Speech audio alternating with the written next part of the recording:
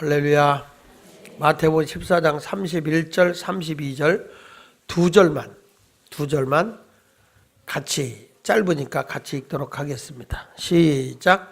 예수께서 즉시 손을 내밀어 그를 붙잡으시며 이르시되 믿음이 작은 자여 왜 의심하였느냐 하시고 배에 함께 오름에 바람이 그치는지라. 아멘. 다시 한번 읽습니다. 시작. 예수께서 그것을 붙잡으시며 믿음이 작은 자여 왜 의심하였느냐 하시고 배에 함께 오름에 바람이 그치는지라.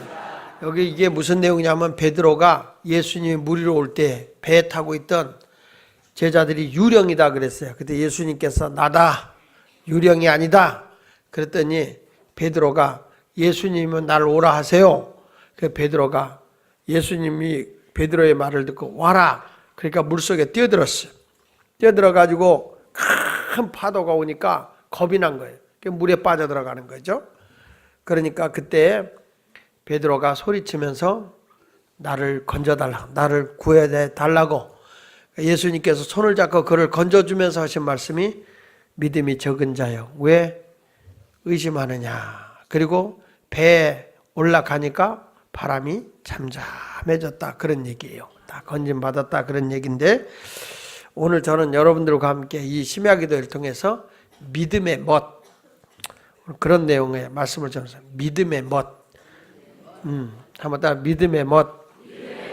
믿음은 굉장히 멋이 있는 거예요. 매력이 있다 그 말이에요. 매력. 여러분 오뚜기를 아시죠? 제가 지난번에 오뚜기 하나를 봤는데 오뚜기가요 이렇게 모습이 이렇게 웃는 거더라고. 웃는 거. 상 모양이 얼굴 모양이 씩 웃는 거예요. 너무 밝게 웃더라고 오뚜기. 근데 그 오뚜기는요 항상 웃어요. 왜요? 왜요? 웃게 만들었으니까. 웃게 만들었으니까 항상 웃고 있는 모습이에요. 사람이 때려도 웃어요. 넘어뜨려도 웃어요.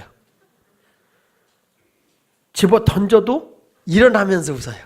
일어나면서. 오뚜기는 항상 당당해요. 탁 한번 넘어뜨리면 탁 또 일어나요. 웃으면서 약 올려요. 그래서 이 오뚜기는 항상 넘어져도 원위치로 돌아옵니다. 왜 그러냐면 무게 중심이 항상 밑에 자리 잡고 있기 때문에 오뚜기는 넘어져도 일어나는 거예요. 왜 제가 이 오뚜기 얘기를 했냐면 성도는 오뚜기예요. 그래서 성경에 예수님도 뭐라고 하냐면 의인은 7번 넘어져도 다시 일어나는 거다. 그리고 성경에 뭐라고 그랬어요? 항상 기뻐하라. 그러니까 여러분은 넘어져도 웃으면서 일어나요. 할렐루야. 누가 와서 아구통을 돌려놔도 웃으면서 일어나요. 그러니까 바울 같은 사람이 매를 맞고 쇠사슬에 묶이고 감옥에 갇혀도 항상 기뻐하라. 왜 그러죠? 내가 믿음의 중심이 딱 잡혀 있으면, 믿음의 중심이 잡혀 있으면 내 인생은 오뚜기, 웃는 오뚜기와 같은 것이다. 항상 기뻐하고 7번 넘어져도 다시 일어나고 누가 뭐라고 그래도 웃으며 누가 손가락질해도 웃으며 힘이 들고 어려워도 웃으며 이것이 바로 믿음의 중심이 바로 서 있는 사람입니다. 어떤 환경에서도 흔들리지 않는 겁니다. 기분이 나빠도 웃습니다. 왜요? 하나님이 웃으라고 그랬으니까. 항상 기뻐하라 그랬으니까 그렇게 사는 거예요. 집구석에 들어가면 기뻐할 일이 없는데도 기뻐하라는 거예요. 그래서 기뻐해야 돼요. 우리는. 기뻐하려면 하고 말려면 말라 그러지 않았어요. 항상 기뻐해라. 명령이요. 명령. 그러니까 항상 기뻐해. 옆에서 약 올려도 어떻게 해야 돼? 약 올라 하는 거예요.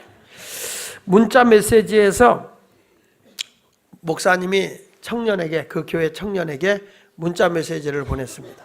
그 문자 메시지 뭐라고 보냈냐면 주말 잘 보내라 이렇게 얘기를 했어요. 주말 잘 보내라. 그러니까 이 청년이 고마워서 문자를 목사님한테 보냈어요. 목사님도 주말 잘 보내세요. 이렇게 보내야 되는데 이게 오타가 난 거예요.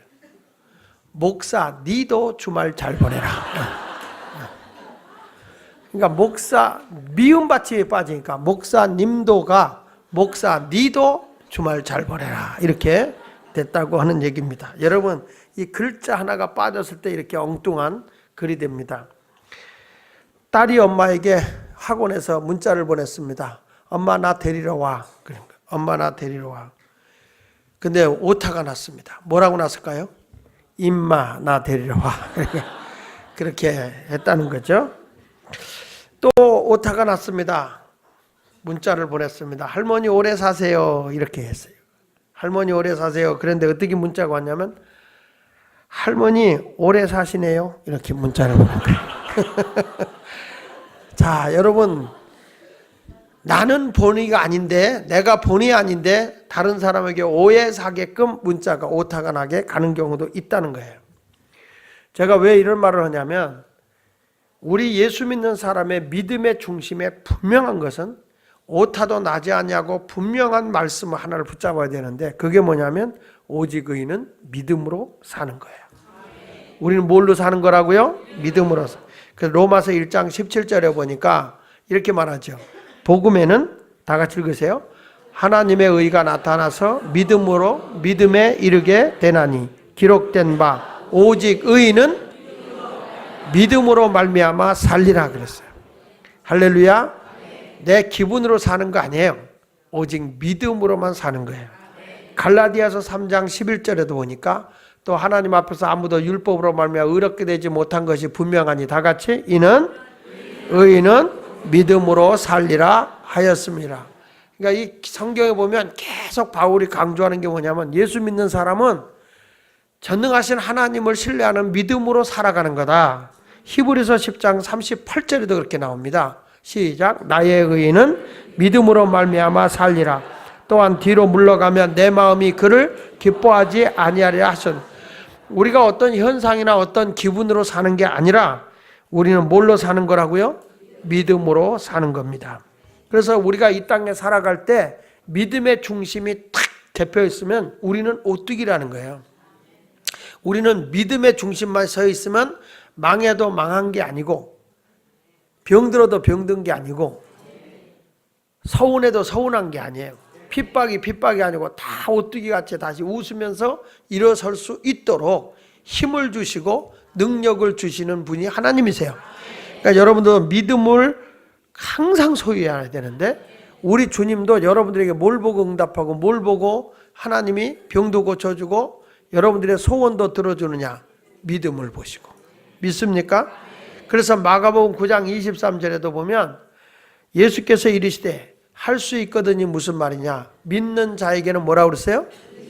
예, 능히 하지 못할 일이 없느니라. 너무 귀하잖아요? 믿는 자에게는 능히 못하실 일이 없다. 그러니까 여러분들이 믿음 하나만 가지면 다 되는 거야. 근데 우리 그 전능하신 하나님을 믿고 나가면 되는데도 우리는 뭔가 뭐가 여기서 뭐 보여야 되고 반짝반짝 작은 별 그리고 막 보이고 보인다 보여 그런 것만 하지 마. 보이긴 뭘 보여. 하나님 한 분만 탁 믿고 나가면 그거 되는 거예요.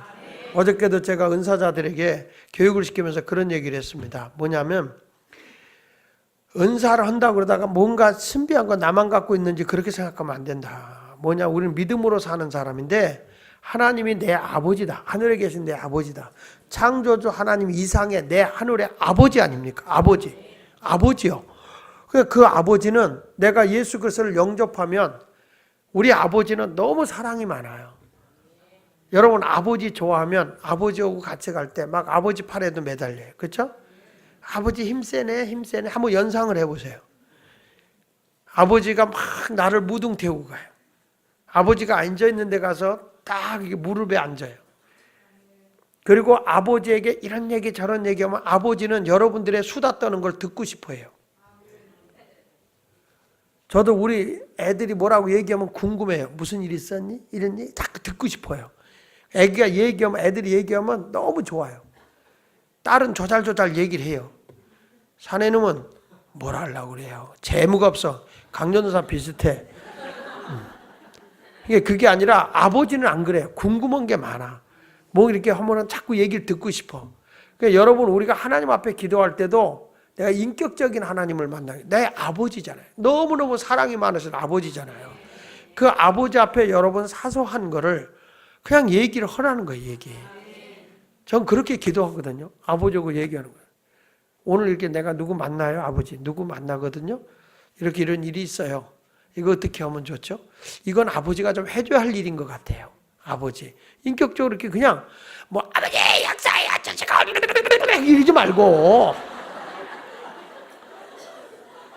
그건 영으로 기도할 때 그런 기도는 내가 할 수도 있어요. 그런데 내가 깊이 있고 하나님의 모든 걸 하고 누구를 위해서 중보 기도할 때는 너무너무 사랑이 많고 인격적인 그 아버지하고, 내가 자녀잖아요. 영접한 자고 그 이름을 믿는 자들에게는 하나님의 자녀가 되는 권세를 줬으니까 내가 자녀란 말이야.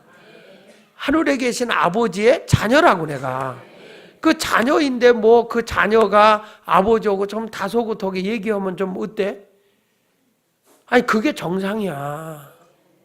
여러분 아버지가 있는 데서 아버지 이거 해줘야 돼 안 해줘야 돼 그러면은 시끄러 인무 시켜 저쪽으로 가 있어.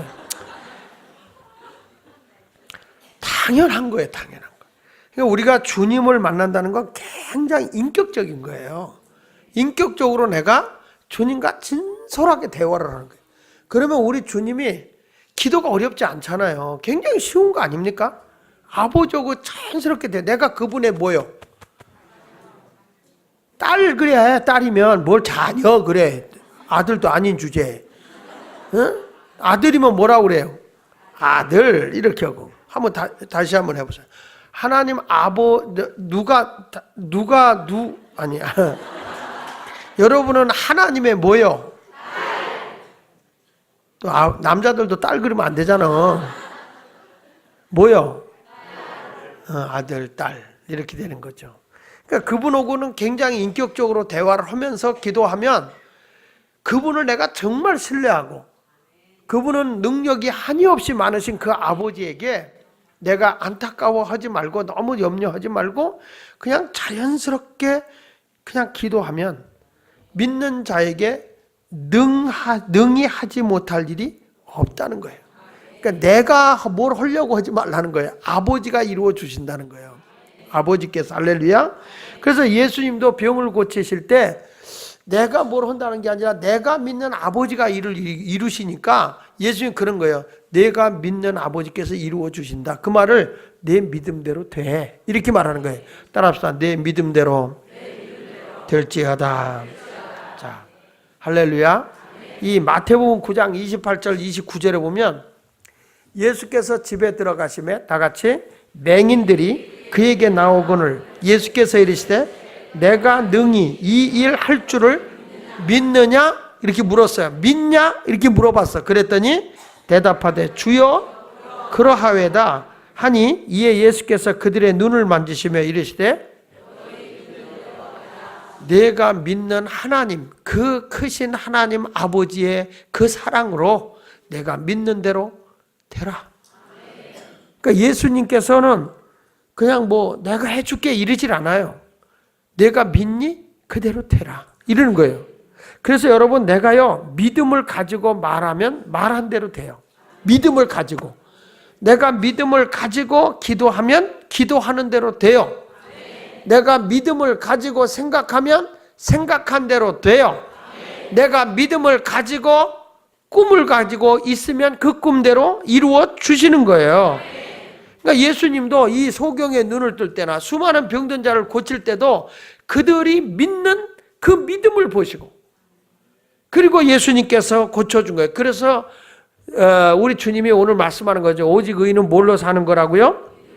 믿음으로 사는 거예요. 그러니까 오늘도 여러분 기도할 때 내가 무엇이든지 나의 자녀인 그 예수의 이름으로 너희가 혹시 요한복음 14장 13절에도 보니까 너희가 혹시 내 이름으로 구하면 내가 행하리니 그랬거든요.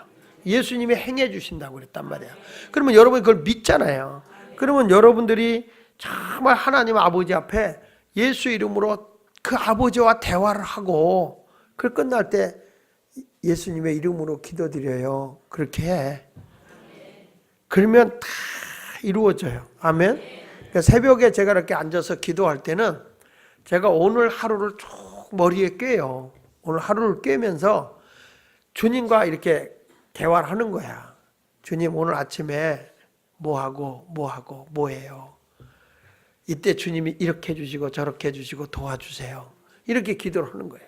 부흥회를 가면 하나님, 내가 이번에 오늘 낮에는 이러이러한 메시지를 준비했는데 주님의 뜻에 맞게 전하게 해주시고 그 말씀이 능력이 되게 해주시고 은혜 받게 해주세요. 그렇게 아버지하고 이렇게 얘기를 하면은 특이한 게 뭐냐면 예배 그 첫날 부흥회 할 때는 사람 별로 안 와. 이상해.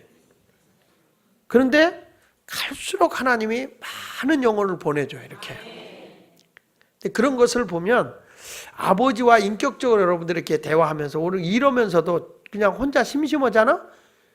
근데 사람 있는 데서는 혼자 중얼중얼하지만 미쳤다고 그래야. 그러니까 주님과 그러니까 예수 믿는 사람이 나 외롭다, 고독하다, 이거는 인격적으로 주님과 교제를 못하는 거예요. 내가 주님과 뭐 우울증이 있어, 짜증나, 힘들어, 그 말은 무슨 얘기냐면 주님과 단절된 생활을 하고 있다는 거거든. 내가 주님과 단절된 생활을 하고 있기 때문에 외로워요, 고독해요. 때님은 무엇 할까? 뭐 이런 것만 생각하고 있고 그냥 쓰잘데 일하는 남편한테 전화해가지고 일찍 와요, 일찍 와. 밥도 안 해주면서 들어오면 외식 가자고 이러면서 자꾸 그러는데 주님과 다 인격적인 교제하면요, 주님이 너무 좋아서 그 인간이 좀 늦게 오는 게 좋아.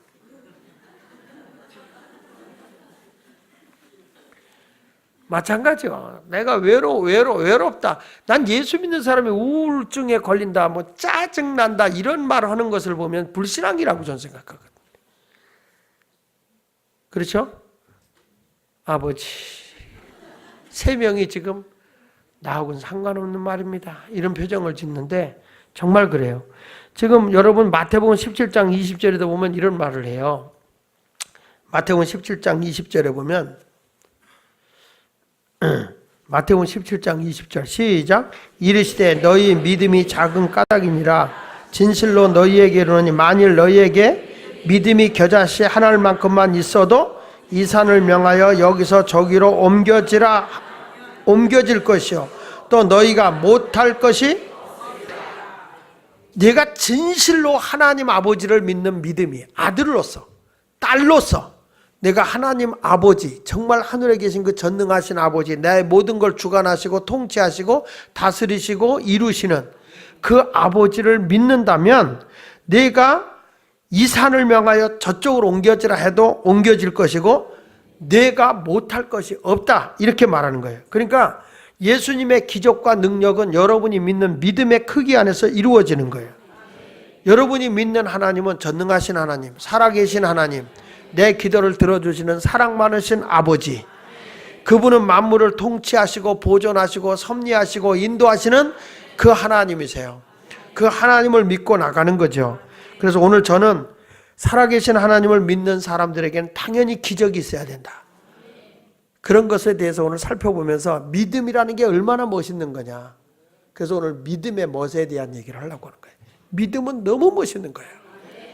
여러분 표정 보니까 2층은 대답을 안 해. 어쩐지 2층에 앉는 이유를 알겠어. 다시 한번, 믿음은 너무 멋있는 거예요. 진짜 멋있는 거고 굉장히 멋있는 거예요. 그러면 믿음의 멋이 뭐냐? 첫째, 믿음은 바라는 것들의 실상이에요. 자, 히브리서 11장 1절과 2절에 이렇게 말하잖아요. 시작. 믿음은 바라는 것들의 실상이요 보이지 않는 것들의 증거니 선진들이 이로써, 자, 믿음은 바라는 것들의 실상. 이 실상이라는 걸 좀 더 구체적으로 하면 이거예요. 실제로 만들어진 형상. 그러니까 이게 뭐냐면 믿음이라고 하는 거는 보이지 않는 것을 내가 보인다고 얘기하는 거예요. 그러니까 믿음이라는 게 뭐냐면 세상에 어떤 건 물증이 없으면 인정을 안 하잖아요. 근데 우리는 믿음이라는 거 뭐냐면 실제적으로 물증이 있다고 확신하고 있는 거예요. 그러니까 보이는 것을 믿는 것은 믿음이 아니에요. 보이지 않는 것을 있다고 믿는 거예요. 쉽게 말하면 천국은 보이지 않아요. 근데 천국이 내 마음에 있다고 여러분은 믿고 있어요. 천국이 분명히 여러분은 하늘에 있다고 마음으로 믿고 있잖아요. 그러면 그게 믿음의 사람인 거예요. 안 보이는데 확실히 믿고 있어. 그러니까 당신 오늘 죽어도 천국 갈 수 있어? 그런데 믿음이 없는 사람, 천국 가봤어? 천국이 어디 있어? 이런데 우리는 천국을 확실히 믿어버려. 그게 뭐냐면 그게 실상인 거예요. 실상. 믿습니까?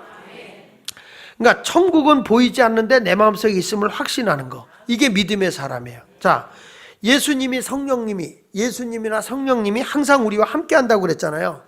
그리고 주님이 실제적으로 나와 함께 한다고, 실제적으로 함께함을 믿는다는 자체가 믿음의 사람이라는 거예요. 그러니까 안 보이시잖아요, 영이. 자, 여러분에게 물어볼게요. 병든 사람이 병 낫기를 바란다. 믿음이야, 상식이야? 병든 사람이 눈 떠! 이래야 눈을 정신 바짝 차리지, 그치? 병든 사람이 병 낫기를 굉장히 사모해요. 상식이요, 믿음이요? 병든 사람이 병 낫기를 사모하고 있어요. 믿음이야, 상식이야? 1번 상식, 2번 믿음. 다시. 병든 사람이 나 병 낫고 싶어요. 막 그래요. 1번 상식이다. 아니다. 믿음이다. 내려. 이건요, 어떤 병든 사람도 다 병 낫기를 원해요. 그러니까 이거는 상식인 거지. 어떻게 믿음이요? 누구나 다 할 수 있는 건데. 아, 병든 사람이 다 병 낫기를 원하지. 그러면 병들어 그대로 죽기를 원하?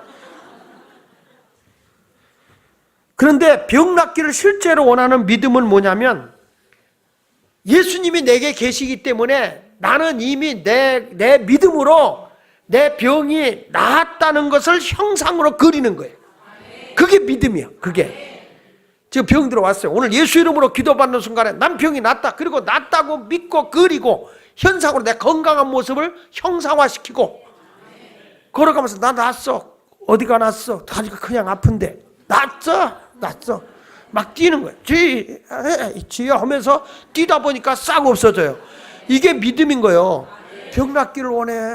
왜 교회 왔어요? 병 날라고요. 그건 상식이야. 근데 말씀으로 탁 믿고 아멘 됐어. 난 병이 났어. 그러면 가는 거예요. 아멘. 내가 며칠 전에 우리 치유 집회 하는데 보니까 어떤 분이 그러더라고. 귀신이 일로 들어왔다가 나갔다가 도로 들어왔다 그런다고 기도를 해달라는 거예요. 그래서 알았다고 그리고 기도하고 말았어. 근데 여러분 그렇게 받아들이면 계속 귀신이 들락날락거려. 믿음이니까. 예수 믿는 사람은 여러분 보세요. 여기에 물이 채워지면 공기가 다 나가는 거야. 그렇죠? 마찬가지로 예수가 충만히 내 안에 들어오면 절대 귀신이 내 속에 안 들어오는 거야. 뭘 귀신이 들어왔다 나갔다 그래야. 아니 주님이 늘 계신데, 주님이 내 안에 늘 계신데 뭘 누구고 기도해서 기도해줘서 귀신을 쫓아냈더니 그 사람은 나가고 나한테 1000마리가 들어왔다나? 이런 것이 잘못된 거라는 거예요. 절대적으로. 우리 예수 믿는 사람은 귀신에서 자유를 누려 좀. 진리가 너희를 알기를 또 뚫어지게 잘한다니까.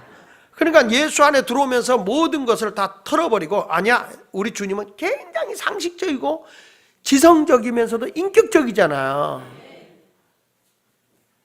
그러니까 내가 벌써 딱 오면 건강한 모습을 주는 거예요. 주님은 나에게 건강한 걸 주는 거예요. 아주 아름다운 걸 주는 거예요. 기쁨을 주시는 거예요. 그래서 여러분들이 믿음은 불가능을 가능하게 하고, 믿음은 무에서 유를 창조하게 하고, 믿음이 있으면 놀라운 하나님의 능력이 내게 나타나는 거예요. 그러니까 어떤 문제를 놓고 딱 기도했으면 내가 이렇게 되길 바라잖아요. 믿음은 바라는 것들의 실상이라는 게 뭐예요? 나타나는 현상, 실제 현상으로 그리라는 거예요. 내가 이렇게 병들었으면 건강한 모습을 형상화시켜라. 그리고 예수 이름으로 이렇게 된 걸 믿습니다. 그리고 선언하라. 근데 계속 아파. 그래도 아파 그러지 마. 그럼 또 아파. 목사님 아파요, 기도해 주세요. 주여, 기도 받았어. 기분이 좋아. 갔어. 그 다음 주에 또 목사님 아파요, 또 기도해서 확 그냥. 항상 현상이 그렇게 되다 보니까 병이 계속 오는 거지. 나는 주께서 다 이미 고쳐줬고 건강하고 하나님의 은혜 속에 산다, 이런 믿음을 가지고 가면 내가 믿음을 가지고 이 산을 명하여 저리로 옮겨져라 해도 옮겨지는 것이고, 내가 못할 일이 없다 그랬잖아요. 믿음으로 하면 못할 일이 없는 거야. 그러니까 믿음으로 살면 주께서 이루어 주심을 믿으시면 하면. 그래서 마가복음 11장 23절에도 이렇게 말하는 거예요. 시작. 내가 진실로 너희에게 이르노니 누구든지 이 산더러 들려 바다에 던져지라면 그 말하는 것이 뭐 할 줄 믿고. 그렇지, 여러분이 말한 것이 이루어질 줄 믿어. 하나님, 내 병이 이렇게 된 걸 믿습니다. 난 걸 믿습니다. 내 말한 걸 믿고 마음에 의심하지 아니하면, 마음에 의심하지 않으면, 이런 확실한 말씀이 있는데 왜 형상화를 못 시키냐고. 그래서 믿음은 바라는 것들의 실상이요 보지 못하는 것들의, 그러니까 보이지 않는 것을 봤다고 얘기하란 말이야. 늘 제가 얘기하잖아. 믿음은 미래에 될 일을 오늘 됐다고 그냥 얘기해 버리는 거라고. 속은 엉터리 같은 말 같지만 아니야, 된 걸. 하나님의 역사는 그런 거예요. 여러분 모두가 큰 일을 이루시기를 주의 이름으로 축원합니다. 그러기 위해서는, 그렇게 믿음에 충만한 사람이 되기 위해서는 예수가 내 안에 충만해야 되는 거야. 여러분, 예수 믿으면 구원 받았잖아요. 천하인간의 구원 얻을 만한 이름은 예수 이름 외에 준 적이 없어요. 그러니까 항상 내 안에는 예수님이 계시가 늘 즐거워. 그냥 걸어가도 기쁨 충만 예수, 기쁨 충만 예수, 기쁨 충만 예수 내 맘에, 기쁨 충만 예수, 기쁨 충만 예수, 기쁨 충만 예수 내 맘에. 그냥 예수가 여기에 꽉 차 있는 거야. 예수님이. 다른 생각이 들어갈 틈이 없어. 눈 딱 떠도 주여, 아침에도 예수로 잠을 깨게 하시고 저녁에도 예수로 잠을 자게 하시네. 예수님 내 주여 내 중심에 오셔서 주님 한 분만으로 만족하옵니다. 내 안에 예수가 충만하면요, 예수님의 행하신 일보다 더 큰 일 할 수 있다고 그랬잖아요. 자 보세요. 베드로가요, 물에 큰 파도가 와가지고 죽게 됐을 때 예수님과 함께 배에 딱 오르니까 바람이 그치는지라 그랬어. 오늘 본문 하반절에 보니까 32절 하반절에 보니까 예수님의 배에 함께 오름에, 이게 중요한 거야. 예수님이 배에 함께 오름에 바람이 그친 거예요. 여러분의 환난의 바람이, 풍랑의 바람이, 질병의 바람이, 근심의 바람이 예수님과 함께 딱 올라가면 싹 그쳐버리는 거야. 아멘입니까? 이게 멋인 거야. 믿음의 멋이라고요. 그러니까 예수님이 내 안에 꽉 채워서. 그러니까 내가 요즘에 애기들 책이 말이야. 어린애기들 책이 다 소리가 나고 다 이 그림이 이렇게 책 읽는 게 아니라 이렇게 하면은, 이렇게 하면 뭐 거기 모양이 다 나와. 악어도 코끼리도 다 나와요. 내가 이 외손녀 때문에 요즘에 팔자에 없는 걸 다 해요. 그러니까 딱 앉혀놓고 얘가 책을 읽는 거를 이렇게 해주면 1시간을 앉아서 꼬박 책을 계속 봐요. 그러니까 이 집에 오면 저희 할머니는 재밌어요. 제 할머니 오면 애기 보기 힘드니까 텔레비 틀어주고 그 동요 있지, 동요. 반짝반짝 작은 별, 이걸 틀어줘요. 그러니까 제 할머니 오면 항상 리모컨 들고 와서 틀어달라고 해요. 얘는 제 할머니 오면 내가 가면 책 들고 와요. 내가 가면 책 들고 와서 이거 읽어달래요. 그러면 책을 나는 그냥 앉아서 그거 읽어주는 거야. 읽어주는 거야. 그러니까 얘는 벌써 다 분별할 줄 알아. 할머니는 TV녀, 할아버지는 책남. 그래가지고 이렇게 해가지고 애들도. 근데 보십시오. 우리가 그 안에 걔가 뭐가 들어있는지 다 벌써 여우 같아. 다 들어있어. 뭔가가 다 분별할 수 있어. 여러분 마찬가지로 내 안에는요, 누가 있어야 돼? 예수가 있어야 되잖아요. 보십시오. 아이를 키우는 엄마는 아기가 거기에 다 있어. 우리 집에 개 오잖아요. 할머니, 나, 지엄마, 삼촌 할 거 없이요, 걔한테 다 눈이 가 있어요. 우리들하고 얘기하면서도 눈은 걔한테 가 있어요. 왜? 무슨 일이 일어날지 몰라. 걔한테 온통 신경이 다 써 있는 거야. 나는 하나님이 졸지도 주무시도 아니면 눈동자같이 나를 지켜준다는 말이 무슨 뜻인지 걔를 보면서 알겠더라고. 걔를 보면서. 한눈 팔 시간이 없어. 무슨 짓을 할지 몰라. 우리 하나님이 여러분을 보면 잠시 내버려두면 뭔 짓 할 줄 알아. 그러니까 오죽하면 우리 하나님이 졸지도 주무시다니면서 이놈이 뭔 짓을 할지, 이 여자가 뭘 할지. 내 여자들한테 굉장히 인격적이죠, 그죠?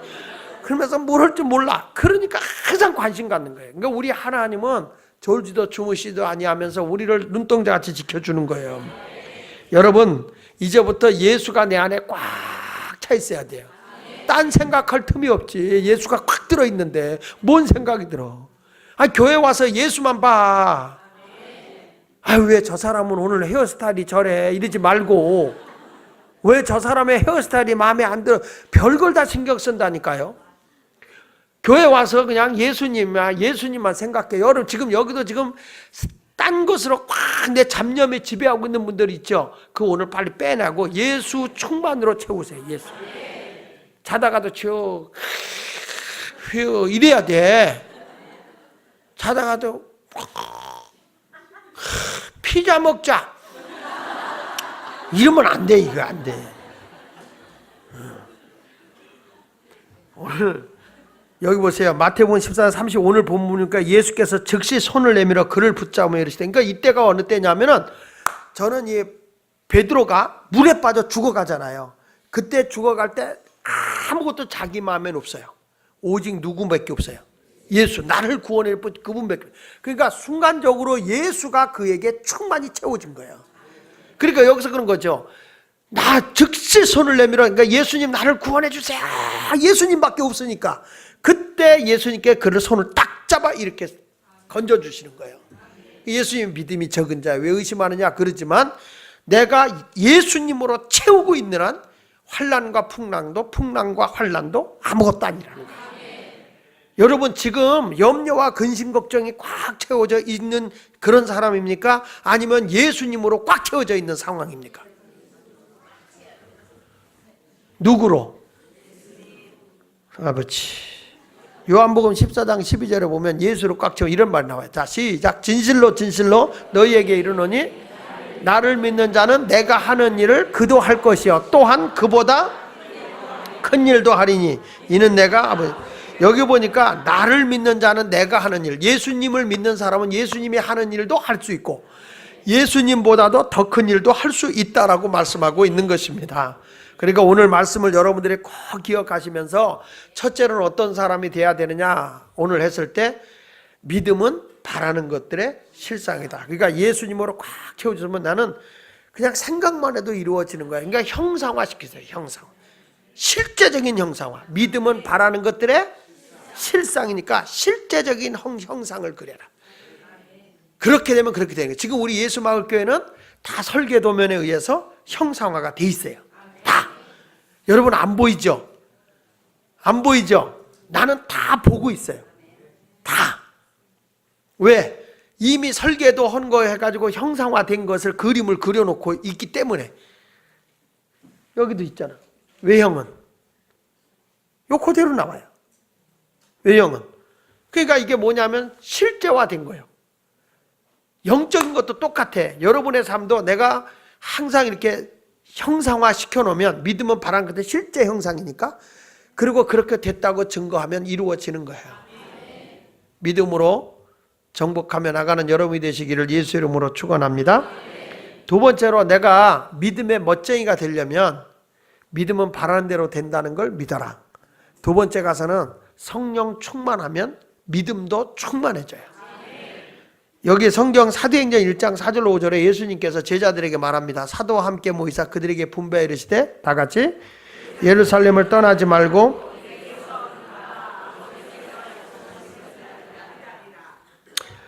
요한은 물론 세례를 베풀었으나 너희는 몇 날이 못되어 성령으로 믿으시면 아멘. 그러니까 여기서 보면 능력의 믿음은요, 성령의 역사에 따라 믿음의 크기가 커지고 작아져요. 내가 성령이 충만하면요, 믿음이 점점 커져요. 강해져요. 근데 이게 성령이 약화되면요, 여러분 믿음도 약해져요. 왜냐하면 우리 주님이 주시는 믿음은 영이기 때문에 성령과 함께 역사하는 거거든요. 그러니까 성령이 충만하면 예수도 충만해지게 되고, 예수도 충만하면 믿음도 커져요. 믿음이 충만하니까 주님이 내 믿음대로 될지어다 이렇게 되는 거거든요. 그래서 우리가 성령의 능력을 얻기 위해서는 내가 정결한 사람이 돼야 돼요. 예수님께서도 그러잖아요. 베드로도 그러잖아요. 우리가 어찌할꼬 그러니까 회개하고 죄사함을 받고 성령을 선물로 받으라는 거예요. 그러니까 성령의 역사를 우리가 경험하려면 죄를 깨닫고 철저히 회개해야 돼. 왜냐하면 죄가 있고 더러운 마음에는 깨끗한 영이신 성령이 임하질 않아요. 근데 내가 회개하고 깨끗한 마음을 가지면 성령이 거기에 충만히 임하게 될 줄로 믿습니다. 할렐루야. 그러니까 여러분들도 오늘도 내가 성령 받기 원합니다. 그럴 때 내 마음이 깨끗해야 돼. 순결해야 되고. 그러면 성령이 임해져요. 그리고 뭐냐면 기도하는 거예요. 간절히 기도하는 거예요. 여기 사도행전 1장 14절에 보니까 성령 받기 위해서 뭐랬냐면 여자들과 예수의 어머니 마리아와 예수의 아우들과 더불어 마음을 갖춰 오로지 뭐 했다고? 기도에 힘썼어. 기도에. 그러니까 성령은 인격의 신이기 때문에 성령 받기를 위해 막 기도하잖아요. 그러면 기도가 성령이 기도에 의해서 와져요. 아멘. 그러니까 그렇게 오면은 어떤 역사를 합니까? 그들에게 성령이 그렇게 기도를 해가지고 성령 충만히 받잖아요. 그러니까 믿음이 커지잖아. 그러니까 안진뱅이를 일으켜. 베드로가. 그전에는 무서워서 부들부들 떨던 사람들 아닙니까? 무서워서. 그런데 성령 받고 나니까 예수가 꽉 채워지니까 가는 데마다 예수 얘기야. 위협을 가하면서 예수 전하지 마라 그래도 우리가 사람 말을 듣는 게 옳겠느냐, 하나님 말을 듣는 게 옳겠느냐, 우리가 보고 들은 걸 전할 수 없노라, 전하지 아니할 수 없노라, 구원의 길은 오직 예수 그리스도밖에 없다. 그래서 사도행전 4장 12절에 그잖아요. 우리를 구원할 수 있는 그분은 오직 예수 그분 외에는 없다. 담대하게 얘기하는 거예요. 천하 인간에 누가 우리를 구원해낼 수 있느냐, 예수밖에 없다 말이야. 담대하게 전하는 거예요. 그러니까 여러분 내가 어디 가도 예수가 충만해 보세요. 가는 데마다 누구 얘기해요? 예수. 여러분 먹을 게 내 마음에 꽉 채워져서 먹을 생각만 하면 무슨 얘기만 해요? 먹을 얘기. 그렇죠? 자꾸 내가 머리하러 가야지 미용실에 가야지 그러면 거기서 여기에 내 마음에 뭐가 채워진 거예요? 머리. 지가 삼손도 아닌데 머리 이렇게. 근데 항상 아침에도 일어나면서 예수님 그냥 예수님과 동행하고 가는 거예요. 근데 성령이 충만하면요 그런 놀라운 역사가 일어나요. 그래서 여러분도 기도하면서 성령 달라고 기도하시기 바랍니다. 그리고 성령은 말씀을 들을 때 또 임하더라고. 오늘 같이 말씀을 들을 때 성령 내게 오기를 원합니다. 그러면 성령이 오면 말씀도 충만해지고 믿음도 충만해져요. 사도행전 10장 44절 이하에 보니까 베드로가 이 말 할 때 성령이 다 같이 말씀 듣는 모든 사람에게 내려오니 베드로와 함께 온 할례 받은 신자들이 이방인들에게 성령을 부어주심으로 말미암아 놀라니 이는 방언을 말하며 하나님 높임을 들음이로라. 뭘 할 때 성령이 임했어? 44절에 보니까 성령이 말씀 듣는 모든 사람들에게 내려오니. 그러니까 오늘 말씀 듣는 여러분들에게 성령이 충만히 내려오기를 축복합니다. 그런 의미로 우리 성령 찬송 한 장 할까? 182장 강물같이 흐르는 기쁨 성령 강림하라. 박수 치면서 한번 부르고 말씀을 이어나갑시다. 181. 할렐루야. 자, 오늘 다시 한번 정리합니다. 믿음의 멋을 갖기 위해서는 첫 번째 뭐라고 그랬어요? 믿음은 바라는 것이다. 하나님께 기대하는데 실제적으로 현상을 그리면서 바라라. 내가 그 예수로 꽉 채워진 상태, 그러니까 예수님에 의한 기대를 갖는 하나님 아버지를 인격적으로 구하면서 바라야지. 우리 하나님과 상관없이 내가 이렇게 됐다라고 하는 건 그건 신념이야. 그건 믿음이 아니고 그건 신념이야. 근데 내 안에 예수가 충만하고 성령이 충만해가지고 그 주님께서 이렇게 이루어 주신다는 하나님 아버지와 인격적인 대화를 하면서 그 아버지한테 좀 매달려 보세요. 예? 아버지 앞에 무릎에 좀 앉아가지고 아버지와 그렇게 수다 좀 떨어. 오늘 수다 떨래니까 뭐 쓸데없는 소리 하는 게 아니라 나의 사정을 아버지한테 다, 나는 우리 아버지는 여러분들의 말을 다 듣고 싶어 해요. 궁금한 게 많아. 여러분에 대해서 궁금한 게 너무 많으셔 아버지는. 우리는요, 말은 안 하고 아버지 아시지요? 그러니까 몰라. 이런단 말이야. 그러지 말고 그냥 섬세하게 얘기를 해. 아버지와 대화하듯이. 너무 어렵게 생각하지 마.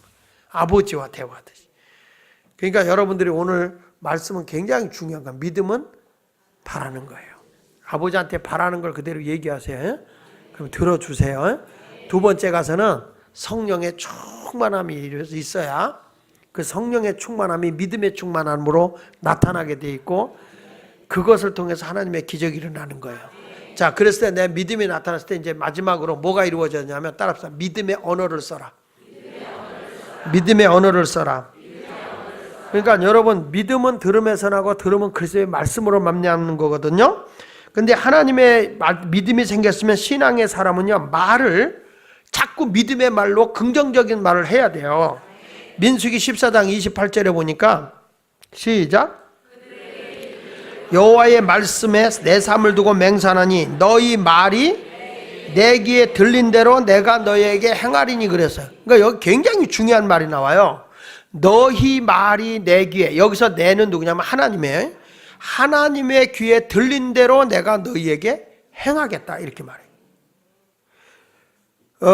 여러분들 제가 좀 부탁하는 게 너무너무 내가 뭐가 꽉 잡았냐, 예수가 충만히 나를 지배하고 있느냐, 패배의식이 나를 지배하고 있느냐, 이게 굉장히 중요하거든요. 항상 나는 병이 있을 거야, 나는 병이 있을 거야. 그래가지고 막 그냥 약을 달고 사는 사람들은 병이 있어요. 그건 그냥 내 몸이 거길 따라가게 돼 있어요. 내 세포가 내 생각의 지배를 받기 때문에 몸이 따라가는 거야. 근데 내가 자꾸 여러분 하나님 앞에 긍정적인 사고방식을 가지고 나가잖아요. 나는 건강해, 나는 건강해, 괜찮아. 그러면 몸이 그대로 내 세포가 그 말을 따라오게 돼 있어요. 그러니까 너무 염려하고 근심하고 사는 건 안 돼. 그건 병을 키우는 거야. 잃어버리고 살아. 병을 잃어버려 차라리. 나는 살 만큼 살다 간다. 이것만 하면 돼. 그러면 하나님 앞에 다 잃어버리고 사는 거지. 그러니까 신앙인은 저 사람의 믿음의 척도, 믿음의 크기가 어느 정도 되느냐, 뭘 보냐면 언어를 보면 하는 거예요. 언어. 아시겠어요? 그러니까 하나님은 내 말에 너희 말이 들린 대로 응답한다. 들린 대로. 그러니까 이 민수기 14장 28절에서 이스라엘 백성이 차라리 광야에서 죽었으면 좋겠다 그러고 막 원망하잖아요. 그래서 하나님이 뭐라, 내 귀에 들린 대로 너희가 광야에서 죽었으면 좋기를 원하는 너희들은 20세 이상은 다 광야에서 내가 죽게 하겠다. 그래서 이스라엘 백성들이 원망하고 불평한 말한 대로 하나님이 20세 이상 광야에서 다 죽어요. 가나안에 못 들어가고. 그러니까 여러분들이 지금의 아무리 형편이 어렵고 힘들어도 자꾸 좋은 말을 하세요. 긍정의 말을 해야 하나님 그 말씀대로 역사해 주시는 줄로 믿습니다. 말을 그렇게 잘해야 돼. 말을. 좀 우스운 얘기지만 장난꾸러기 복만이가 있었다고 그래요. 이 복만이가 굉장히 장난을 많이 했는데 시험 때가 된 거예요. 시험 때가 됐는데 등 자기가 자신이 없는 거예요. 대학을 갈 자신이 없는 거예요, 자기가. 그래서 부처님께 자기가 기도하러 갔대요. 부처님 보고 붙여달라고. 부처니까 붙여달라고 부처님께 이제 갔대요. 가가지고 기도로 닦아고 기도하려고 하는데 앞에 나이 드신 스님이 절을 하고 있는 거예요, 절을. 이게 절을 하는데 딱 그 뒷모습을 보는데 그 불공들인 한 그 스님의 모습을 보는 순간에 자기가 학교에서 친구들하고 장난하던 생각이 팍 나는 거예요. 이게 뭐냐면 엎드리는 순간에 손가락으로 똥침을 놓는 게 생각이 나는 거예요. 그래가지고 이 사람이 이 복만이가 그 충동을 이기질 못하고 스님이 절하는 데 가서 팍 한 거예요. 근데 스님이 억소리도 안 나고 그냥 꿈쩍도 하지 않다네요. 그래가지고 또 절하는데, 그래? 네가 꿈쩍을 안 해? 그래가지고 있는 힘을 다하고 젖먹는 힘을 다해서 그래가지고 정말 자기 힘으로 최선을 다해서 했대요. 그런데도 이번에도 그 스님이 꿈쩍을 하지 않았다는 겁니다. 그때 이 복만이가 뭐냐면 이게 불심이구나. 이렇게 인내하고 이렇게 참는 것이 불심이구나. 그래서 그 스님에 대해서 굉장히 감탄을 해요. 이 복만이가. 그건 아멘할 게 아니고요. 너무 감탄하고 존경을 한 거예요.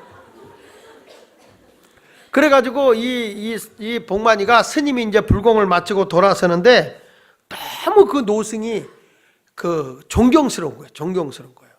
그렇게 아픔을 참고 인내하는 그 모습에, 화도 내지 않는 그 모습에 탁 그래가지고 자기가 합장을 했대요. 스님한테 이렇게. 근데 스님이 점잖게 이렇게 인사를 하더니 그러더래요. 자, 이제 되시지요. 이제 소승의 차례입니다. 그랬다는 무슨 말인지 못 알아듣는 사람도 있어요.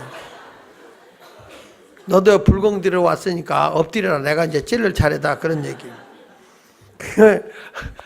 우스운 얘기지만 여러분, 우리가 그 주님 앞에서도 똑같아요. 우리 주님 앞에 내가 짓궂게 자꾸 화가 나고 뭐 속상한 일 있고 내가 뭐 한다고 그래서 하나님 앞에 불신앙적인 언어, 믿음의 언어가 아닌 불신앙적인 언어를 쓰게 되면 되시지요.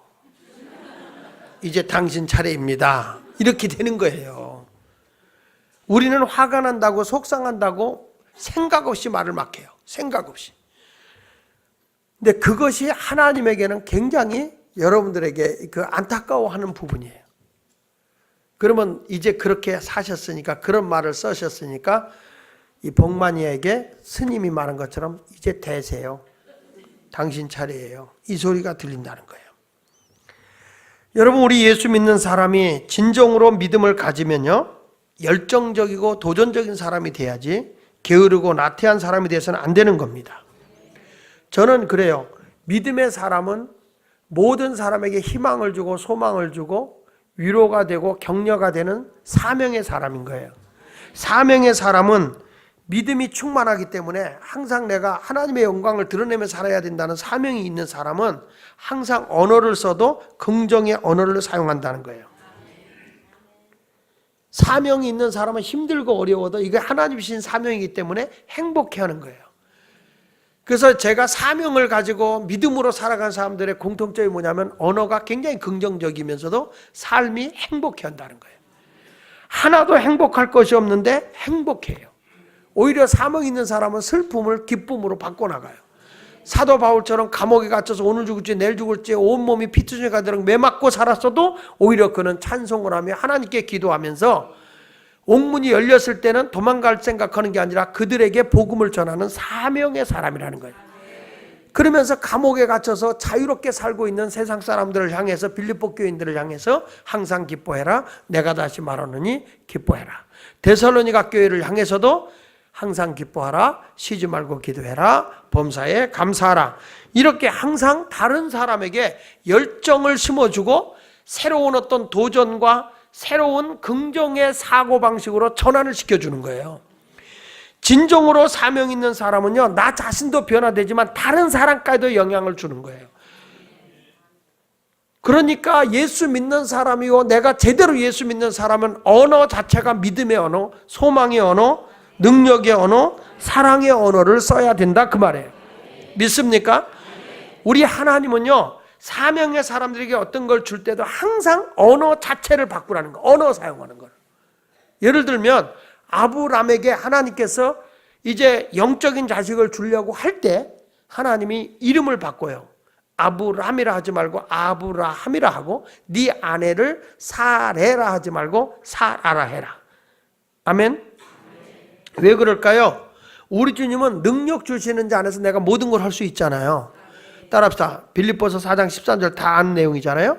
내게 능력 주시는 자 안에서 내가, 다시 한번 크게 시작. 내게 능력 주시는 자 안에서 내가,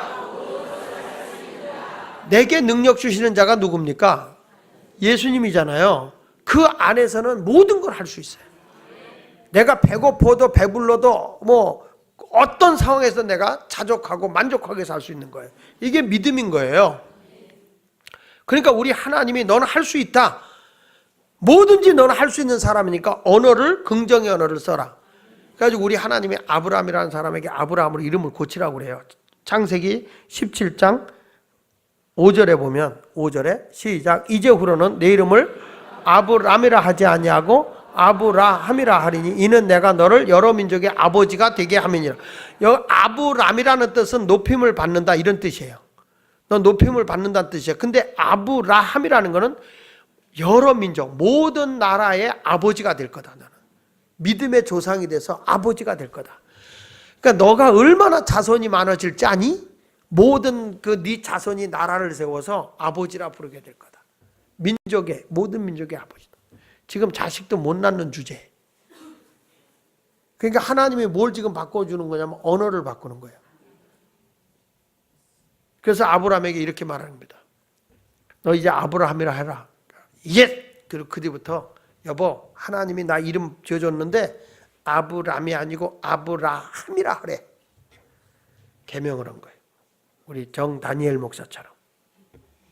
정광춘이었거든. 봄에 바람 나는 남자. 그랬는데 정다니엘로 사자굴에 들어갈 사람으로 바꿨어요.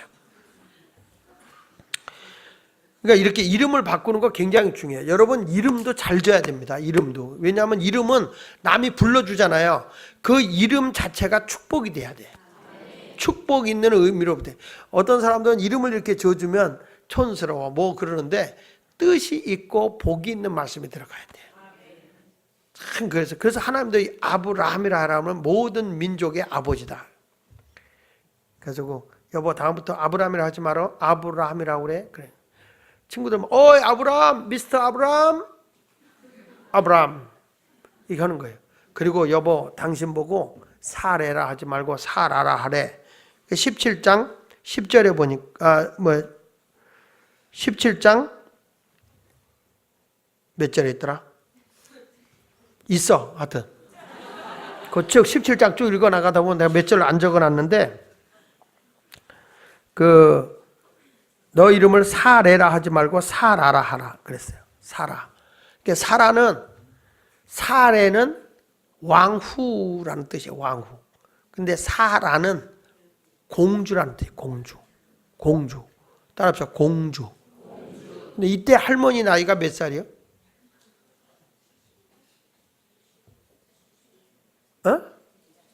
공주라고 부를 때 나이가 몇이요? 89세요. 89세. 89세에 공주가 있어요? 공주는 왕의 젊은 딸. 그렇게 표현하는 거예요. 근데 할머니 보고 공주 좀 징그럽지 않아요? 근데 하나님이 그래서 인생은 그냥 80부터야.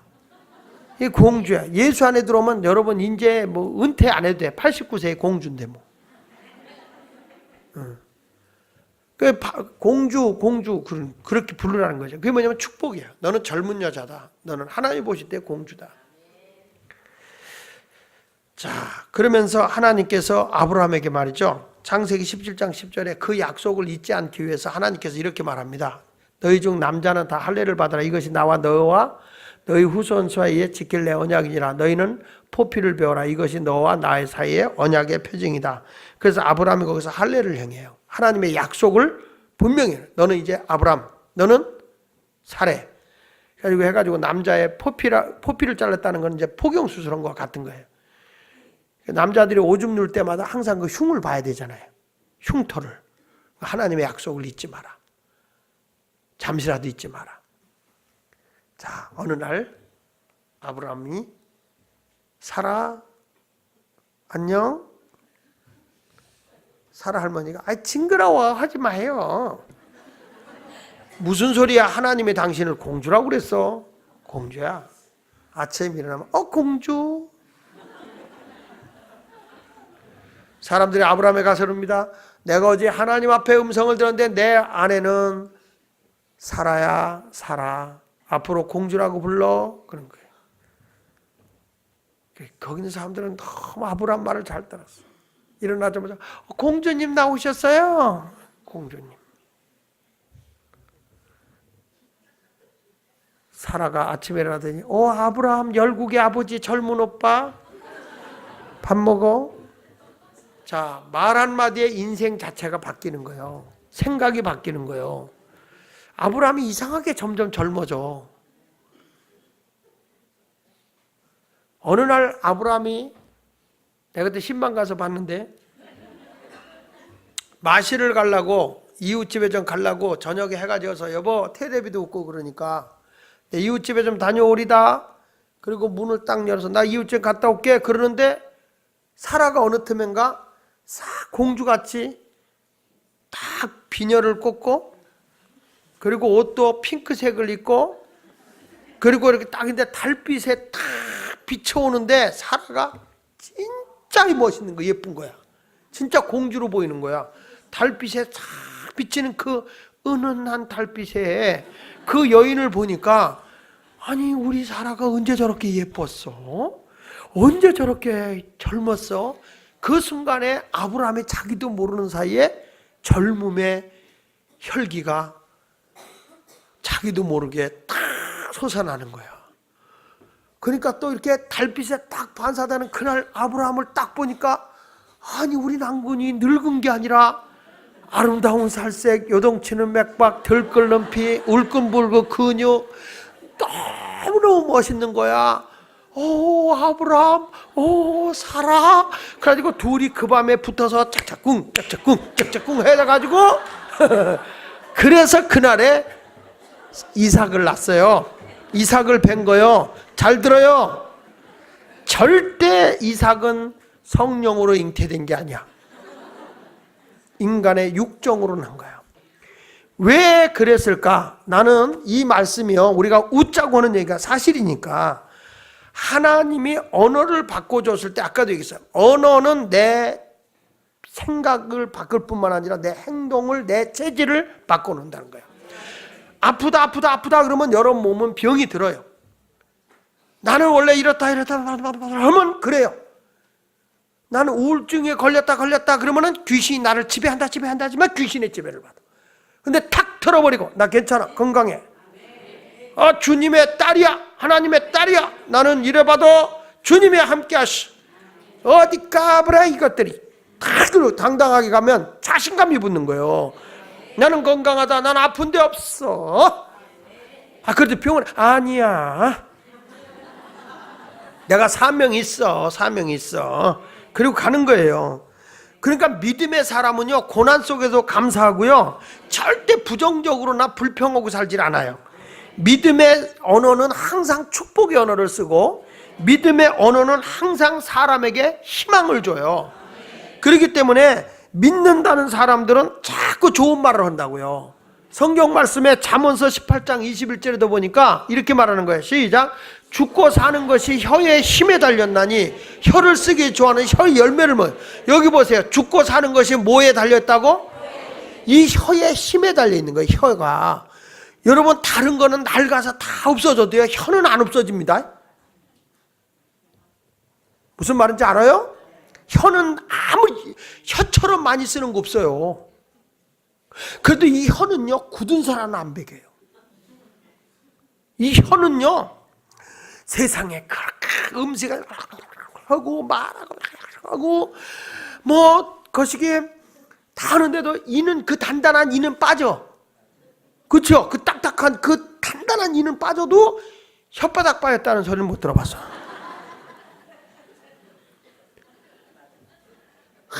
이 혀는 상당히 부드러워요. 그런데 성경에서 말한 거예요. 너의 죽고 사는 것이 이 혀에 있다. 혀의 힘에 달렸다. 그러니까 내가 살고 싶은가? 사는 언어를 써라 이거예요. 사는 언어를 써라. 절대 죽는 언어 쓰지 마라. 절망적인 언어 쓰지 말라는 거예요. 혀의 열매로 사는 거예요. 아멘. 아무것도 없어. 나는 잘 돼요. 나는 대박 치고 있어요. 놀라워요. 자꾸 이렇게 얘기하세요. 요즘에 어떠세요? 대박이요, 대박. 박정희래네. 박근혜 대통령 그잖아요. 통일은 대박이다 그랬잖아요. 대박이다. 대박. 내가 갔으면 이럴 거야. 통일은 대장 이랬을 거예요. 그는 박씨니까 대박, 나는 대장 이렇게.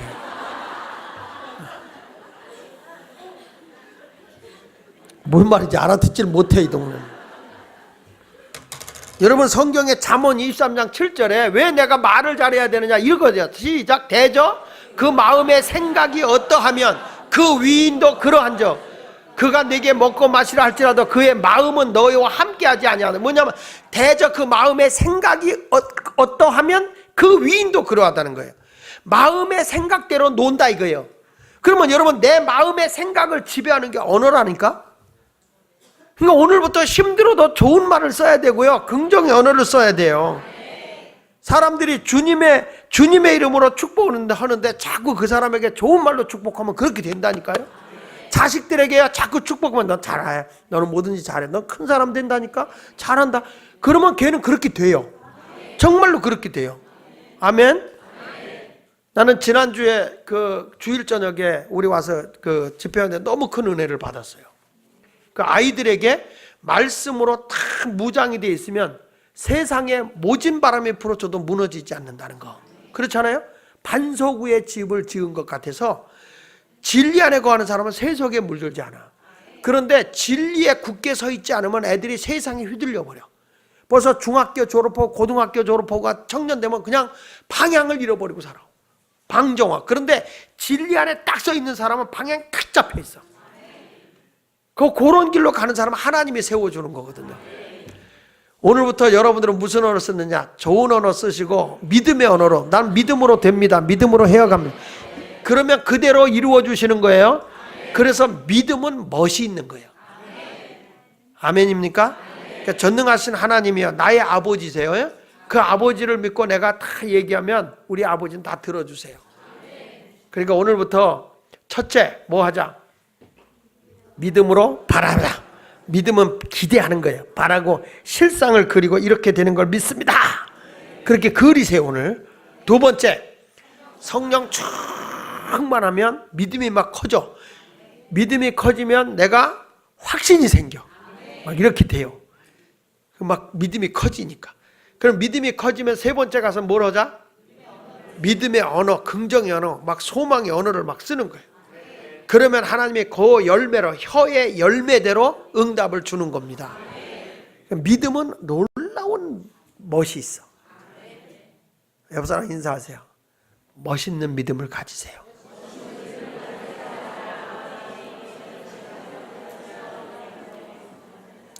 똑같은 삶을 살아도 멋있게 예수 믿는 사람이 있고 멋대가리 없게 예수 믿는 사람이 있어. 아멘.